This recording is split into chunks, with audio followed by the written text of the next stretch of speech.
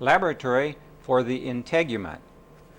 Learning objectives for the integument. 1. Be able to identify the strata comprising the epidermis of both thick and thin skin. 2. Recognize the morphological changes that occur in the keratinocyte as it passes through the various strata of the epidermis. 3. List 3 other cell types that also occur in the epidermis and understand their functional significance. 4. Be able to identify the 2 basic layers of the dermis and any associated subcomponents. And 5. Be able to recognize the appendages of skin and their structural subcomponents. Begin your examination by looking at a section of thick skin. A section of thick skin is on the field of view. When beginning to examine any tissue or organ for the first time, always begin using the low power or scanning objective to course around and thoroughly examine the section at the lowest possible magnification to get bearings, and many subcomponents can indeed be made out by using the low power objective. In this particular section, which is thick skin taken from the palm of the hand or the sole of the foot, where this thick skin is located, one can see the epidermis as indicated by the pointer. The external environment would be this space, so this is the external surface, the epidermis covering the palm or sole of the foot, and you can see the thickness begins about where the tip of the arrow is, where the keratin is, and goes to about this region as indicated by the arrow, where the cellularity stops. So course along examining this particular tissue. In addition to the epidermis, as indicated by the arrow, note the thick underlying dermis that is associated with it. Recall that this is a form of dense, irregular type of connective tissue, a very thick, interwoven connective tissue type that is extraordinarily tough. Now, as one courses along the tissue, several features can be made out even at this low magnification. For example, a tubular structure appears coursing across the field.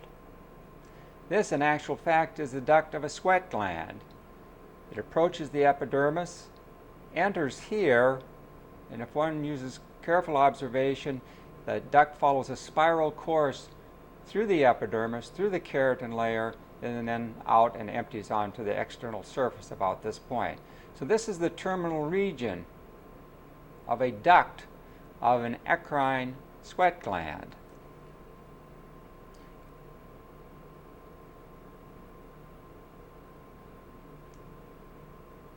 Another duct coursing in and out of the field of view is shown here, the duct of another eccrine sweat gland.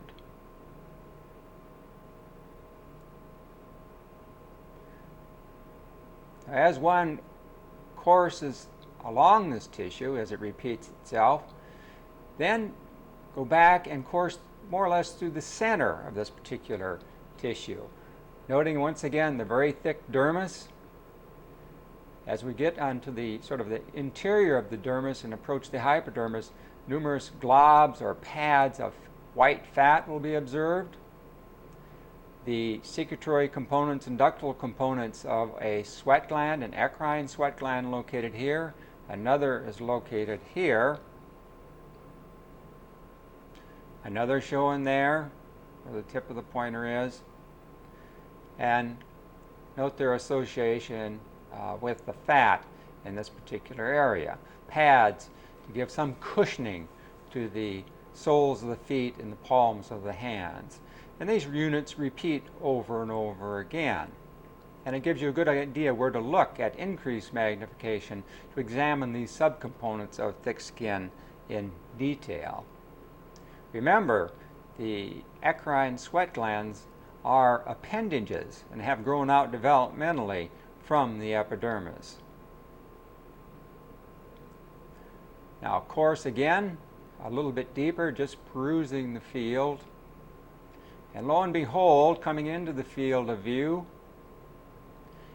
is an unusual type of tissue. This structure here that looks much like an onion cut in section is one of the encapsulated nerve endings known as the Pacinian corpuscle. The nerve ending would be approximately here. This surrounding concentric layers of material is the encapsulation. So this entire structure here is one of the deep pressure receptors, a Pacinian corpuscle. We'll come back and examine it a little bit later after examining the section at low magnification. Lo and behold, a oblique or longitudinal section through another one of these Pacinian corpuscles. The nerve process area located approximately here. All of this material, as indicated by the pointer, is encapsulated material. My goodness, another one. Another Pacinian corpuscle located here. Again, cut a little bit vertically or obliquely. And continued, of course, looking at the various fat and sweat glands of this particular tissue. Having done so, then select an area of the epidermis and begin an examination, a detailed examination of it at increased magnification.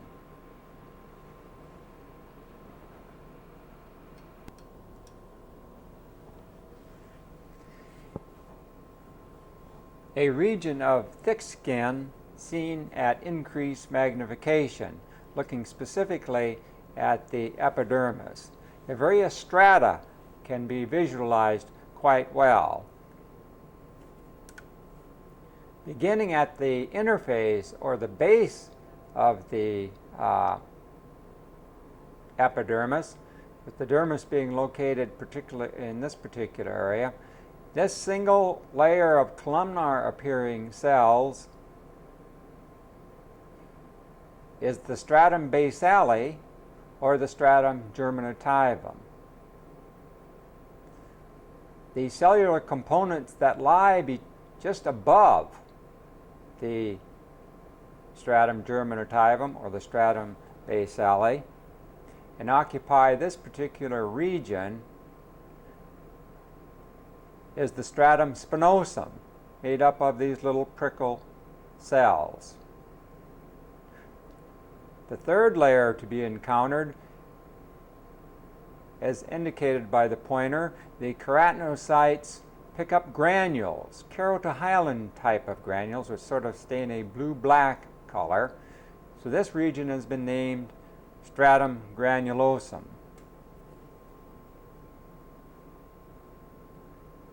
Immediately above stratum granulosum, and not very well shown on this particular section, is a sort of a looser or a lighter appearing area usually where the nuclei and granules disappear. Because of this phenomenon, it's oftentimes referred to as the stratum lucidum. And from this point outward is all keratin made up of squames, so this is all a thick layer of keratin, much like a callus or the much thicker skin one feels on the palms of the hands or the soles of the feet. So, reviewing once again, you have these various layers made up of keratinocytes.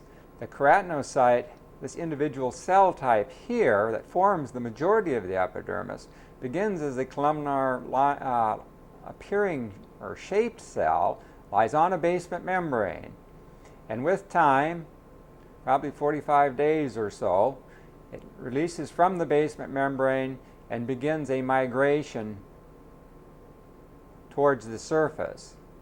It begins to accumulate keratin filaments, its shape changes, and as it approaches the surface, it starts to elaborate membrane coating granules, which are not visible but yet present within this layer.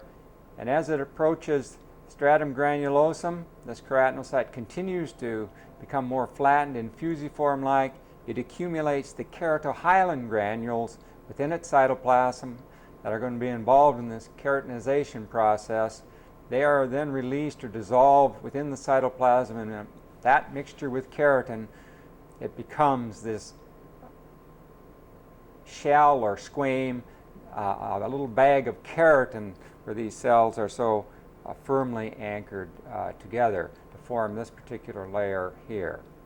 So these are the various layers of the epidermis and the metamorphosis, as you will, of a keratinocyte.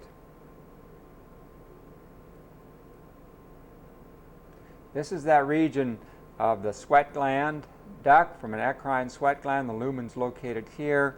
As it approaches the epidermis, goes into the epidermis, as you can see, and then the keratinocytes themselves sort of round up and whirl around where this duct courses through and finally terminates on the surface of that particular keratinized area.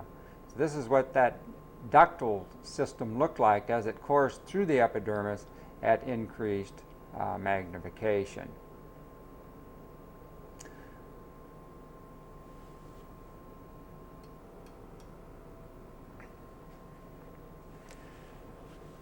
Having looked at and identified the strata making up the epidermis, retreat back to a medium power objective and look at the interface between the epidermis and the underlying dermis. Note that within this thick epithelial covering, or the epidermis, you have numerous connective tissue extensions that push up into the undersurface of the epidermis. These areas that push up are called dermal papillae, and they function not only to house sensory nerve endings for very light touch, feathery light touch on the fingertips, but also all contain a very abundant vascular supply. Remember that the epithelial covering, that is the epidermis, is avascular and must rely on its nutrition via diffusion. This is the mechanism by which the vasculature in this very thick epithelium, the vasculature can be pushed up and then diffused not only from this point into the tissue, the epithelial tissue, but also laterally. So it's a mechanism by which, with this very thick epidermis, its nutrient supply can be achieved. And you'll see these papillae sticking up into the basal surface of the epidermis all the way along. And you get a little section such as this. This is simply another one of those projections, the little papillary projections into the epidermis, but cut at sort of an oblique angle. These are like finger-like extensions, so they're not grooves that go all the way through. They can be thought of as finger-like projections that extend up into the epidermis. So some come in and out of the field. Likewise, here we've cut two other of these dermal papillae, and we're just not seeing where they're coming up and a complete vertical cut where they cut all the way through their long axes.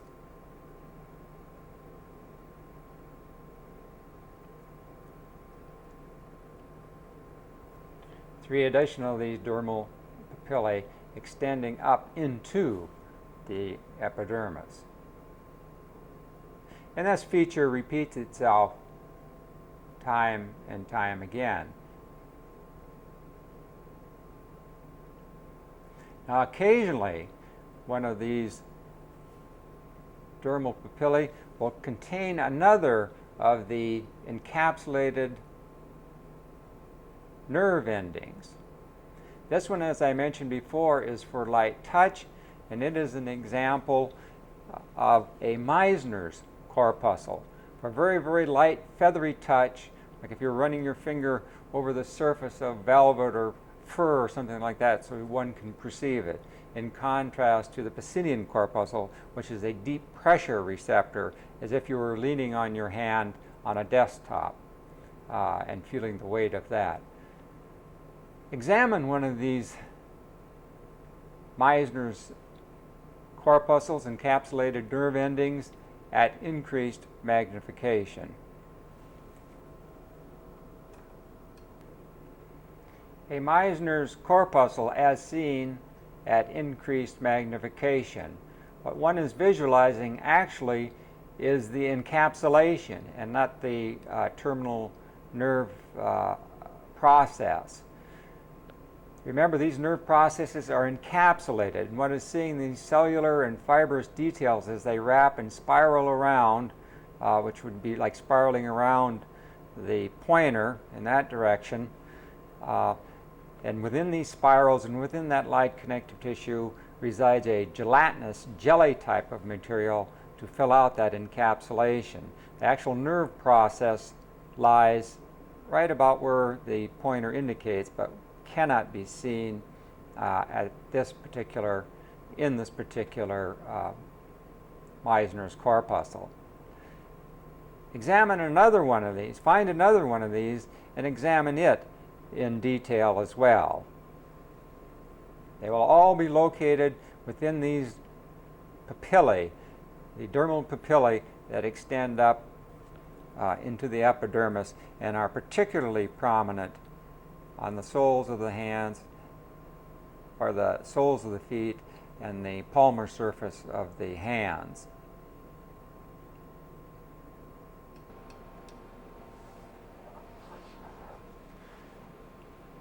Another example of one of the Meissner's corpuscles within the dermal papillae of the epidermis of the skin. Just the very top of this Meissner's corpuscle has been clipped. They're sort of elongated football-shaped structures, so we're just getting the top or the tip of this particular one. But what it does show is the spiraling nature of the encapsulation. So this connective tissue encapsulation. The nerve fiber would lie within the interior of this particular structure. Remember, in between the fibers and cells of this encapsulation is sort of a viscous jelly type of material that also functions in these mechano sort of receptors. This is another example of another shown here as it spirals up into one of these dermal papillae. So these are the Meissner's corpuscles, sensory nerve endings, encapsulated nerve endings for light touch.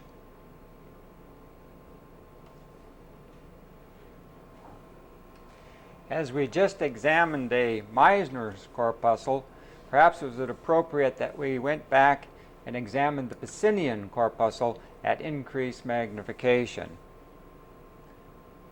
The nerve ending of this encapsulated corpuscle is right about where the tip of the pointer is.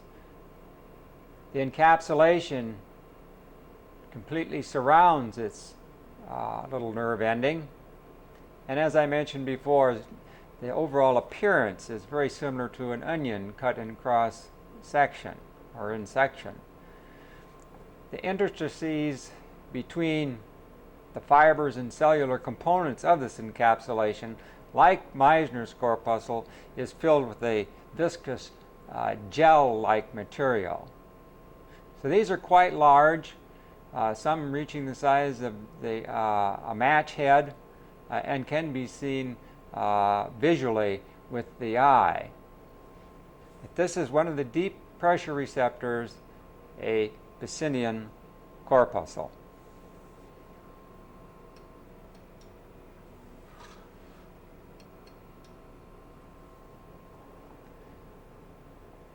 This is an eccrine sweat gland from the thick skin section seen at increased magnification.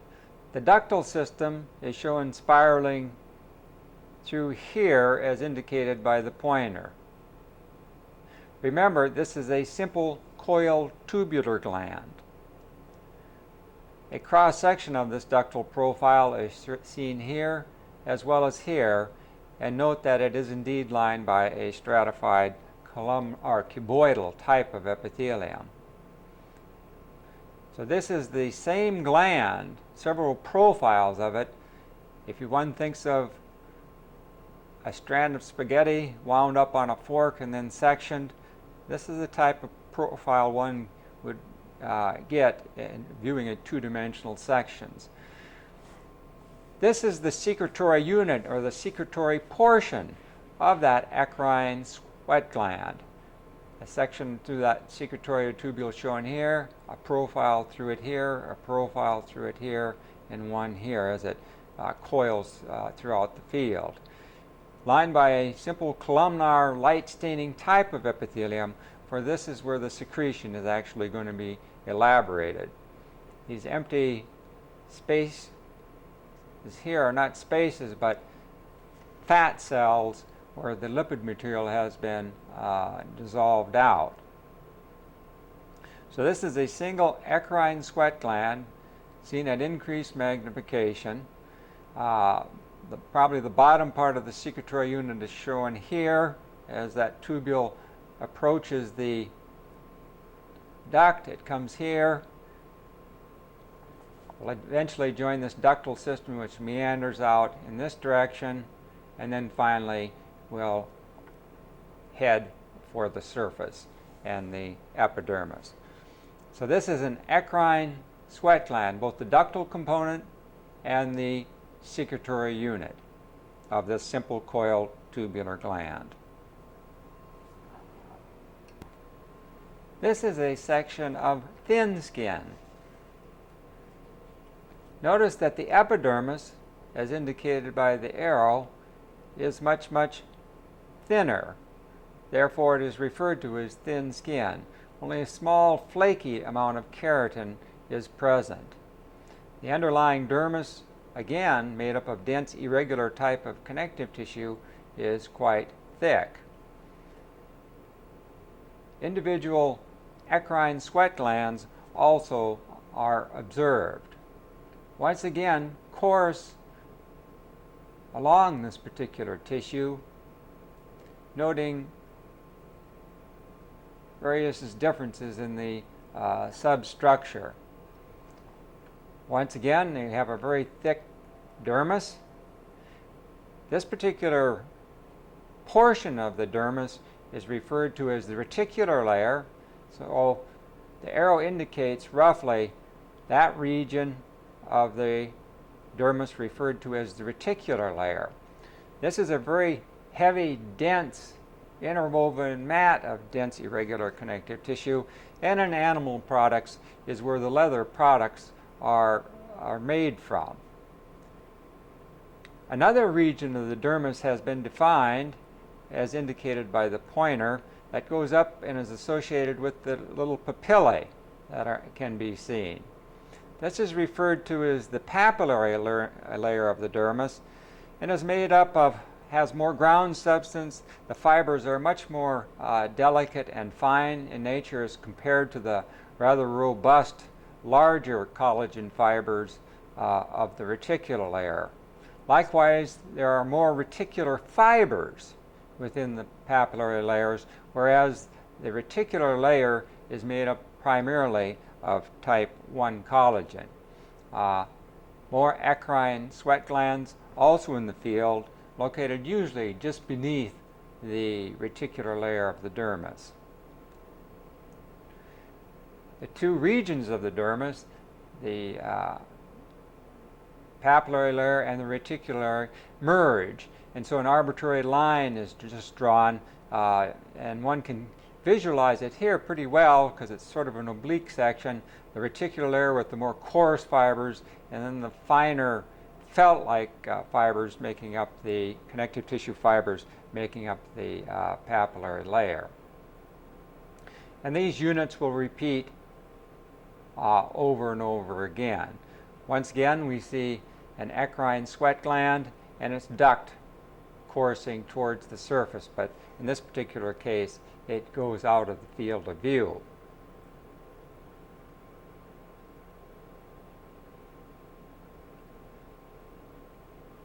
And as one would expect, this continues to repeat over and over again. So examine now the epidermis of thin skin at increased magnification.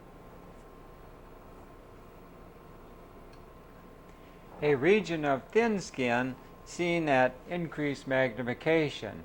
The epidermis extends from here, where the tip of the pointer indicates, to about here.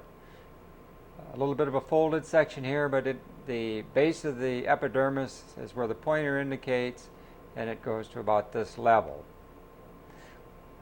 The layers present, and are much more difficult to distinguish on thin skin than thick skin, is the first layer that's encountered, as indicated by the pointer, is the stratum basale, or the stratum germinativum. There's a mitotic figure there, indicative of this phenomenon. From that initial counter, that initial cell layer, the rest has to be stratum spinosum. All these prickle cells lying as indicated by the arrow. The next layer to be encountered is the stratum granulosum, as with thick skin, but in this particular case, it consists of a single layer of cells with the keratohyalin granules. So in thin skin, the stratum granulosum is by and large a cell layer 1 or 2 cells thick. A stratum lucidum is absent, and this light flaky type of material is the keratin, the soft keratin that's exfoliating off from the surface. So thin skin, as its name indicates, is considerably thinner, consisting of a stratum basale, or stratum germinativum, a thicker stratum spinosum, which occupies this area, and a very thin stratum granulosum, and then finally keratin, or the stratum corneum, covering the external surface. This is a section of thin skin taken from the thigh region of a black or a dark-skinned individual. Once again, the dermis can be seen as indicated by the pointer and little dermal papillae. The epidermis obviously extends from where the tip of the pointer now indicates to the surface, and as one would predict, the same layers are present. A stratum germinativum, or stratum basale, the keratinocytes, which in this particular case have picked up and contain an abundance of melanin pigment. The stratum spinosum extends to about here, so from about where the tip of the arrow is indicating to about this level, and then once again you have a single layer of cells making up the stratum granulosum, with the stratum corneum and the keratin being located here as indicated by the pointer. So the only difference is the abundance of melanin pigment granules taken up by the keratinocytes. These are not melanocytes. These are adjacent keratinocytes, particularly in the stratum germinativum, that have taken up and phagocytized the melanin pigment. Although it's difficult to be sure, small, clear, round cells like this may indeed be melanocytes. We would have to have special histochemical staining methodology to demonstrate it specifically. But this does indeed appear to be a melanocyte, this light clear staining cell is shown at the tip of the pointer, as is this one located here.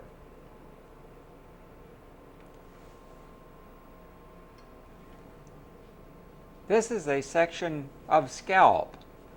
Examine it with the low power objective, noting several features that can be made out. The overlying epidermis is shown at the top of the field. It's fairly dark staining, and then one can also perceive the underlying dermis. Now, within the dermis, one should be able to locate and find sebaceous glands, these simple branched alveolar type glands, oil glands associated with the skin. Here one is saying the duct is located here, a single duct, and then some of its secretory alveoli can be made out just here barely as they're coming together. Remember, this may have anywhere from 3 to 5 of these secretory alveoli, which will be filled with cells. Also associated with it, and with most sebaceous glands of the skin, is a bundle of smooth muscle. This is the papillae erector muscle. When it contracts, it's always associated with a hair follicle. I don't know whether we can visualize it just barely on the edge of the field. It'll unite with the external surface of a hair follicle. During contraction of this muscle and the pulling of the hair, this is what gives one goosebumps. It is the contraction of this particular papillae erector muscle. A little bundle of smooth muscle associated with the hair follicle and usually underlying a sebaceous gland, as is shown here. These oftentimes are grouped together and referred to as a pilosebaceous apparatus, which includes the hair follicle, this particular gland, as well as this little bundle of smooth muscle, the papillae erector muscle. Now, also associated with this region of the integument, one should also find and compare eccrine sweat glands. Just a couple of sections through a tubule wandering through this particular field. But one can see, just by looking at the morphology, there is no comparison with a simple coiled tubular gland as an eccrine sweat gland as compared to a sebaceous gland. Totally different morphological structures and differ considerably functionally. Continue on with the low power objective, identifying sebaceous glands and their associated hair follicles, and eccrine sweat glands as they come into the field.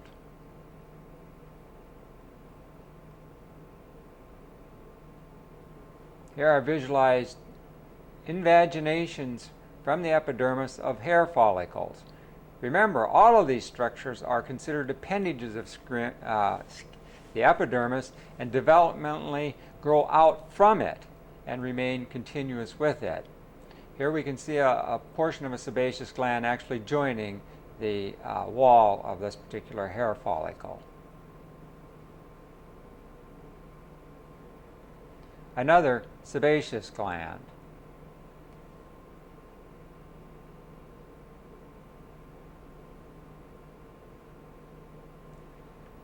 Alveoli of sebaceous glands, a profile through the tubules of an eccrine sweat gland.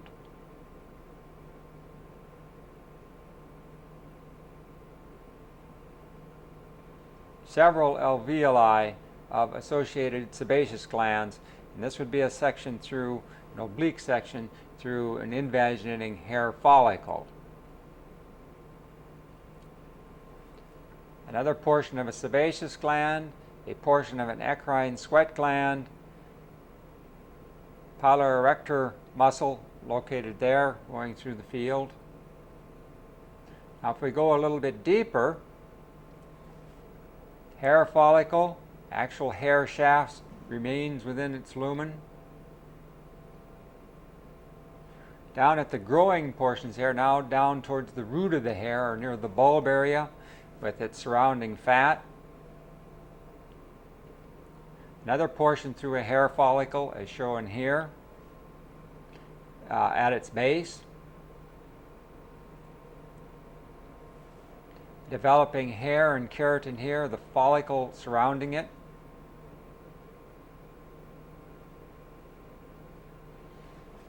Two adjacent hair bulbs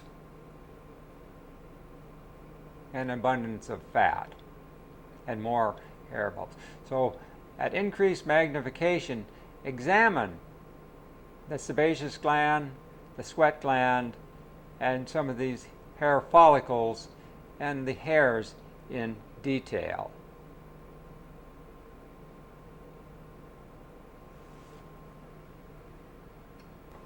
One of the sebaceous glands from the scalp seen at increased magnification.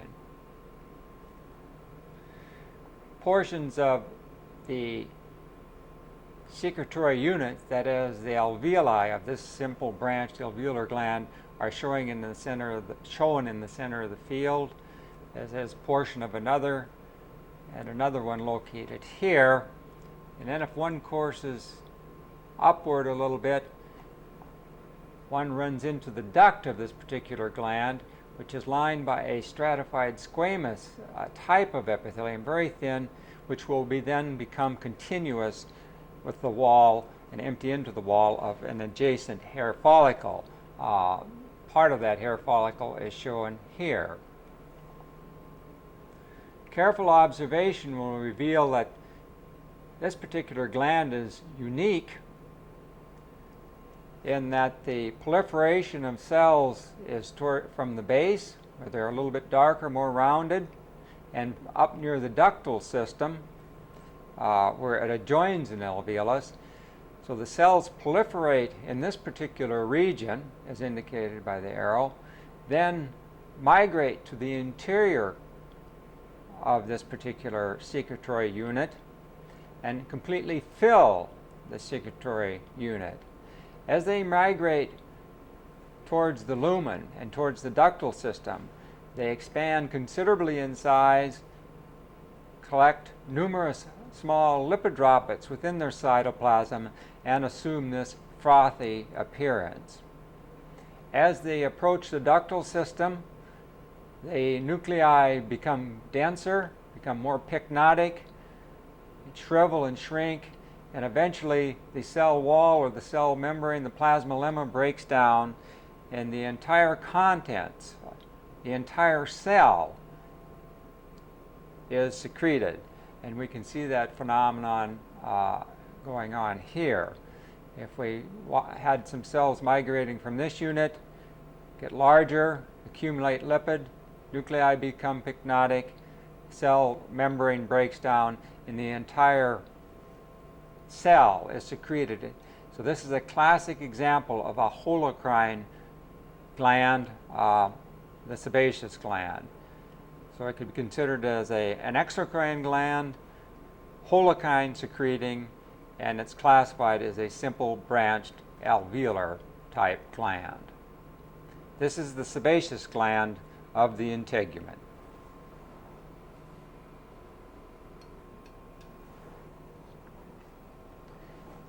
Examine a section of axilla and compare apocrine and ecrine sweat glands that should be located in this particular area. Once again, look at the section with the low-powered objective. Review some of the features that have already been examined. For example, the surface area, or the surface of this particular region, is covered by thin skin.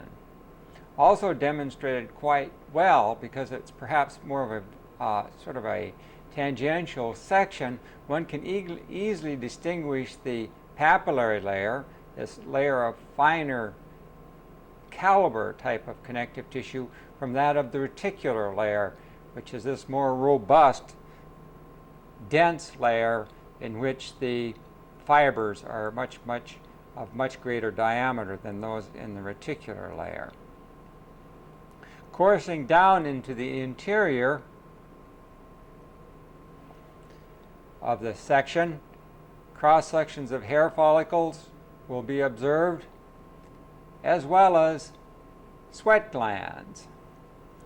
This is a fairly well-developed eccrine sweat gland, as indicated by the pointer, a simple coiled tubular gland. Immediately adjacent to it are the much larger apocrine sweat glands. In this particular case, they are about 3-4 times as large, the lumina much more dilated, and the epithelium definitely lined by a tall columnar form.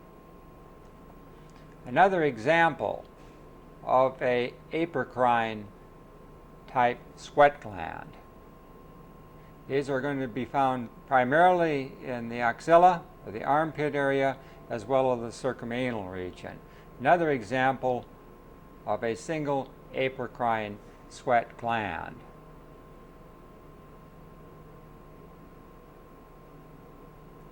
Another is shown here.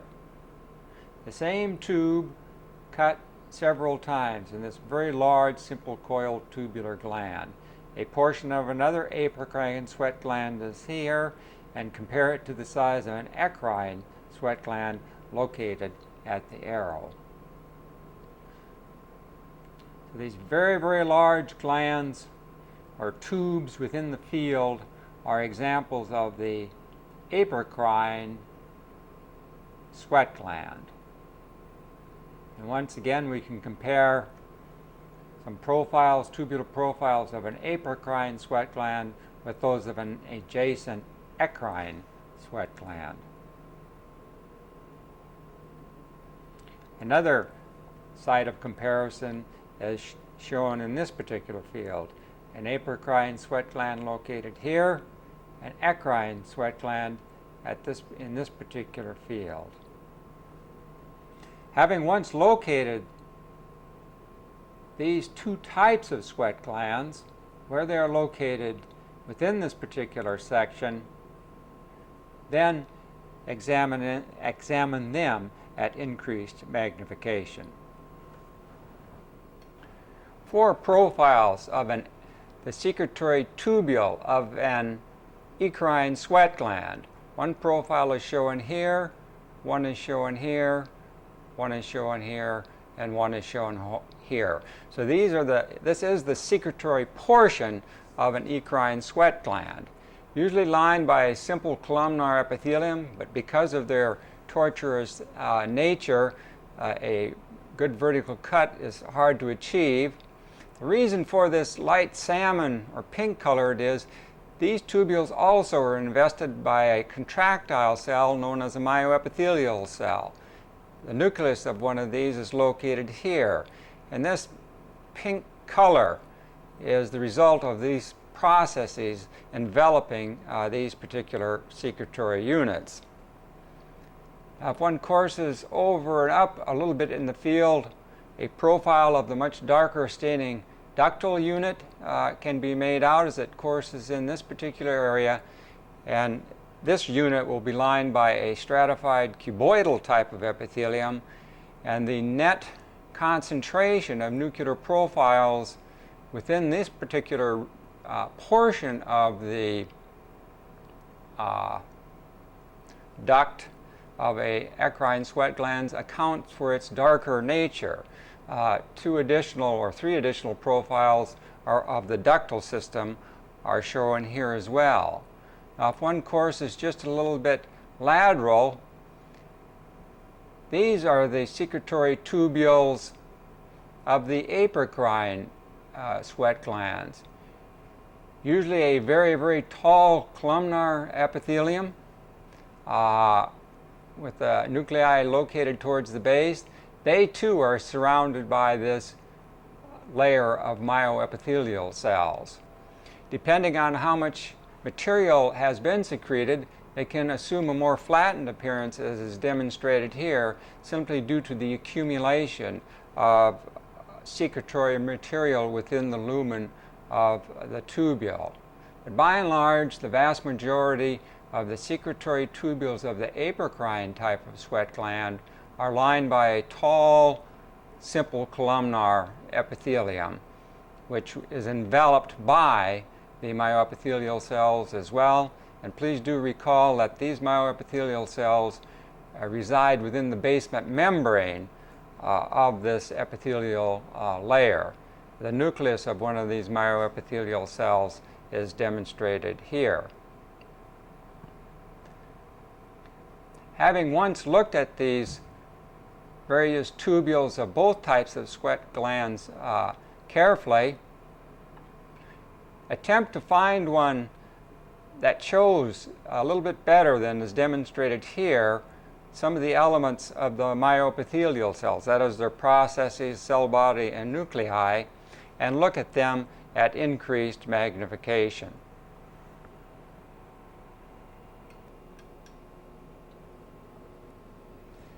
An ecrine sweat gland seen at increased magnification. The darker staining duct lined by a stratified cuboidal type of epithelium is shown coursing through the field in this direction. It then goes here, so a cross-sectional profile is viewed, and then over here. The secretory tubule of this portion of this gland is shown in this particular field as it's much lighter staining. At increased magnification, and looking at this grazing section, one can see surrounding the secretory tubule processes of the myoepithelial cells. The nuclear profiles of the myoepithelium are shown here, and these show those cytoplasmic arms wrapping around the secretory unit, or the tubule itself. So these fibers have a spider-like shape, and they would be like tarantula spiders sitting on a piece of pipe or garden hose. Some more of that tubule shown here. If we look at more of a cross-sectional profile of this ecrine sweat gland, these dark intensities that lie within the basal lamina or basement membrane are the processes of those myoepithelial cells wrapping around the secretory tubule as seen in cross-section and coming out toward the viewer. In this same field, perhaps, you get sort of a grazing section showing those ones that were demonstrated earlier, and then here we get a pretty good cross-section of several of them cut in cross-section as they wrap around and embrace the external surface of these secretory units. A small capillary is shown here, lined by endothelium.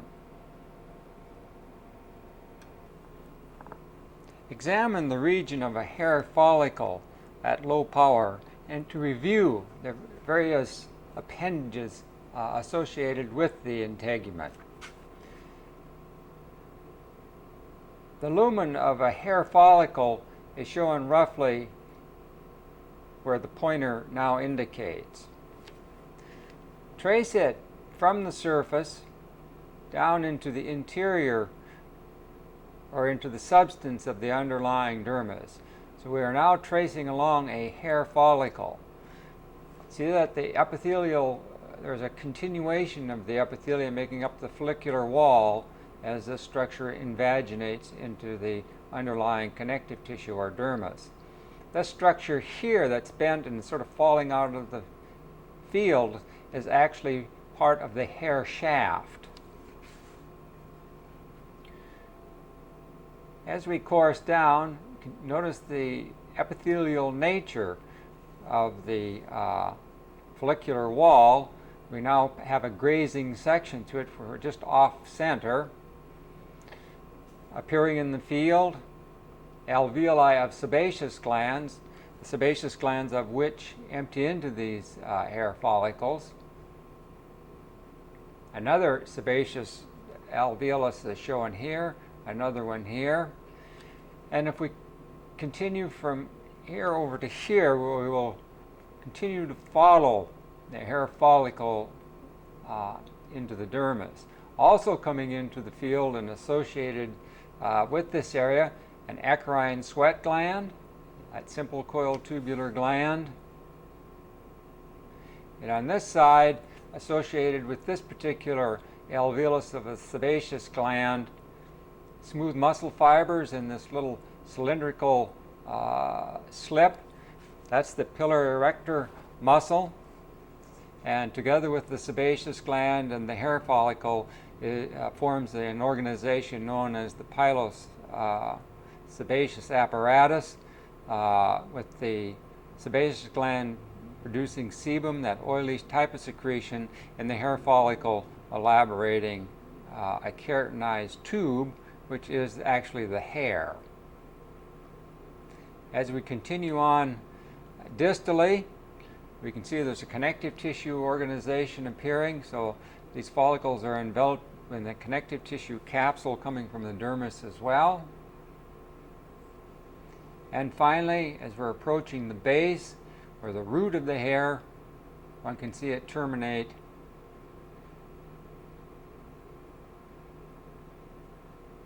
in a bulb-like structure known as the bulb of the hair. It shows a little bit better the connective tissue capsule. This is going to be well innervated as well, with the little dermal papillae and its capillaries forming the center. So supplying the nutrition and growth. This region in here is referred to as the matrix of the hair, and even at this low magnification one can make out several mitotic figures. So it's actively proliferating and dividing in this matrix region. And what will happen is the hair cells from this matrix area will proliferate upward. It's still very cellular at this point. They undergo a process of keratinization, become more dense and pycnotic in nature. And finally, the nuclei will disappear. And this sort of transparent type of region, even though it's a grazing section going through it, you'll have a little cylinder of keratin, which is the hair itself. So it's very similar to what we saw in the epidermis, except with soft keratin, that keratinization process. The same process appears to take place here, where it's, the hair starts off as a very cellular type of structure and then undergoes this process of keratinization. But in this particular case, rather than flaking off in squames or little sheets or layers, it is organized into a cylinder and actually makes that cylindrical unit referred to as a hair. This structure here, making up the follicular wall, is referred to as the epithelial root sheath. And though we don't need to go into it in a great deal of depth, it has both an inner and outer region, an inner epithelial root sheath and outer epithelial root sheath, and these correspond to the layers of the epidermis. The outer epithelial root sheath would be equivalent to the stratum spinosum and the stratum basale, or the stratum malpighial area, and the inner root sheath is sort of equivalent to stratum granulosum and the cornified layer on the interior surface.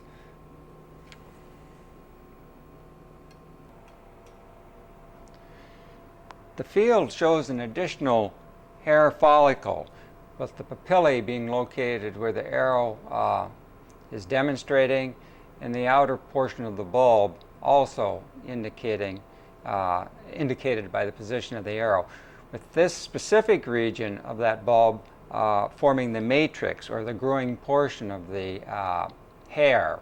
If one proceeds up the shaft of the growing follicle just a little ways, or a little bit, one can make out the various subdivisions of these various elements making up the follicular wall of this hair follicle.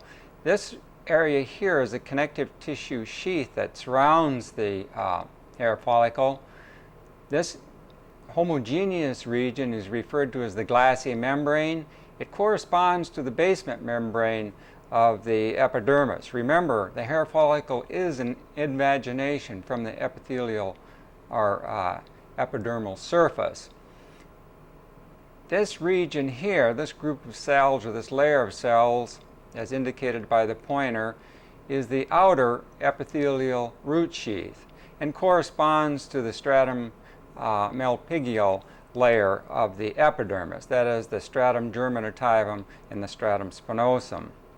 The inner root sheath lies from here to here and consists of specialized cells that corresponds to the stratum granulosum and corneum of the epidermis. This sort of light homogeneous area here is referred to as Henle's cell layer. It's usually described as being somewhat clear. Here it is picking up the red dye for some reason. The next cellular layer is this one, with the nuclear profiles being located scattered along. It is characterized by trichohyalin granules. They're sort of similar to the keratohyalin granules of the epidermis, excuse me, but are different in their amino acid composition. So this layer here is referred to as Huxley's layer of cells and is characterized by these trichohyalin granules. This region here of this inner epithelial root sheath is going to form the cuticle of the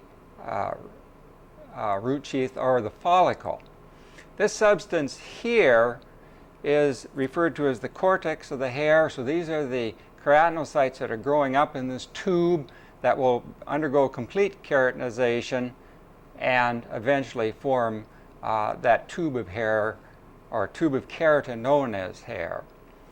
Now, if one goes up just a little ways, one can see the cuticle, which is sort of interesting, of lining both the hair itself and as well as the follicle. This little cuticle consists of a single layer of flattened squames or cells. In this particular case, they overlap from below upwards, so you can see a little sawtooth nature, and interlock with the cuticle of the follicle, which overlap from above downward. And you can see this little sawtooth projections of these squames just off the tip of the pointer. Let's look at these briefly at increased magnification.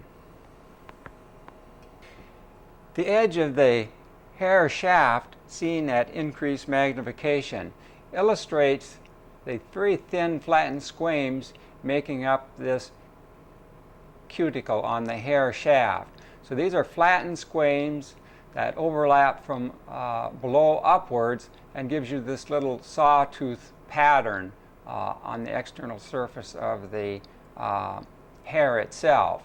These are keratinocytes that are undergoing keratinization. You can see some of them are pigments. So this is the cortex of the hair. We have a grazing section through it. We then pass through it once again, and you can see these flattened cuticle cells on the external surface of the hair shaft on this side. And then if we focus perhaps a little bit, we can see the corresponding cuticle, another flattened cuticle layer, but this time lining the follicle, that are orientated shingle fashion from below downward, or from above downwards. You can just barely perceive sort of the sawtooth pattern that gives you an indication of these cells. Just an interesting feature of how some of the hair shafts are interlocked and related to what's producing them, that is the hair follicle.